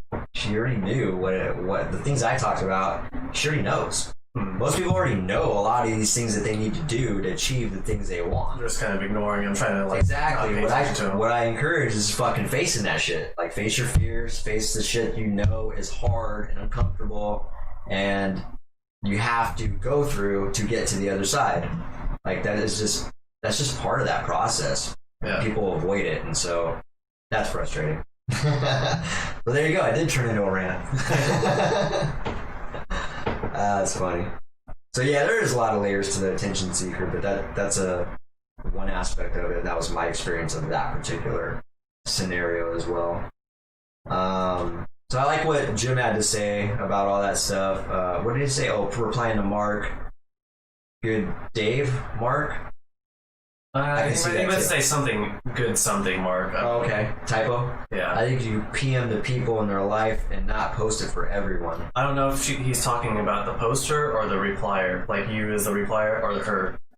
I think you can PM the people, like, can she PM the people? I don't know. Oh, yeah. Or can you PM her? Were you talking about her private messaging people as far as trying to receive whatever feedback she wanted, or are you talking about maybe I should have private message? Yeah, because that's hard to understand which direction that's supposed to be in. Yeah. No, I think it was good. I enjoyed everybody seeing that because I specifically pointed out that everybody on here is telling you to disregard that. Mm-hmm. I'm going to tell you the opposite. Do not disregard that. Confront it. Talk to them about it. Find out what it, you know what I mean? Explain your values. You know what I mean? Like, I think it was good that I did that because it bothered me seeing 10 comments of like, you'll be fine, loves, kisses, smooches, everything's going to be fine. Okay, so it was about her. So, because he was replying to Mark, and it was Mark saying maybe she posted to let the people in her life know.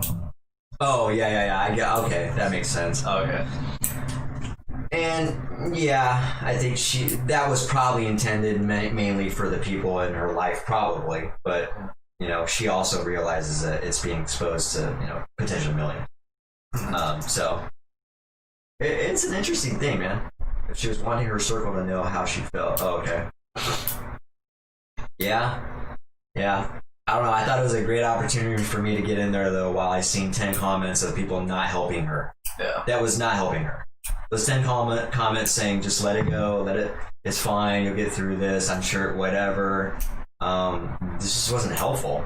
And I'm not saying they're bad friends. I'm saying they just don't know how to be a better friend as far as giving better advice. Well, I think that she needs both types of friends, honestly. If we're being honest here. She needs people that can absolutely. She needs people that can help her. But there's an overwhelming majority of the comfort. Right. There's enough cheerleaders. You don't need 40 fucking cheerleaders. There's enough cheerleaders. We need somebody more like me that's going to address that shit and be like, you got to face it. Like, right. if we're talking about solving this problem, this is what you got to do. So I agree. The comfort is needed, but we got an overwhelming majority. You need a better ratio of comfort versus constructive feedback, I guess. Absolutely. Yeah. Because I guess it is like very slightly critical, but it's more constructive than anything, right? So yeah. I really didn't say anything harsh. Yeah. It was just real. Yeah. It was just raw. It was just getting to the roots of it, man. So, well, it's all right. Topic. Well, I guess that kind of summarizes, finishes our podcast today. Yeah. So yeah, it's been good. A lot of good topics here, and I'm actually excited that we have 2 topics that we can look into more, and we kind of tapped into a little bit, because now if someone wants to look into the CDC a little bit more, and Sean Baker's carnivore diet, you got a little bit of time now. That way you can throw your 2 cents in when we bring the topic back up here in a few episodes or something. So hey, have a good night, Jim. Yeah. Thanks for joining us. Teardrop. Anybody else who's on here, we can't see all your names. Yayo, Mark, Philip. Yeah. Good to have you guys. Good to see you again. Appreciate the support and the love and the interaction too, and the feedback. Yeah. So check us out on Apple and Spotify, YouTube, Twitch, Facebook, Instagram, and Twitter. There you go. Give us a like, subscribe to us, and help us get the momentum going. We need some traction here. Yep. We'll be back on Wednesday. Yep, we'll see you guys next Wednesday, and have a great weekend and a great week. And until then, keep it viral. Keep it contagious. Later.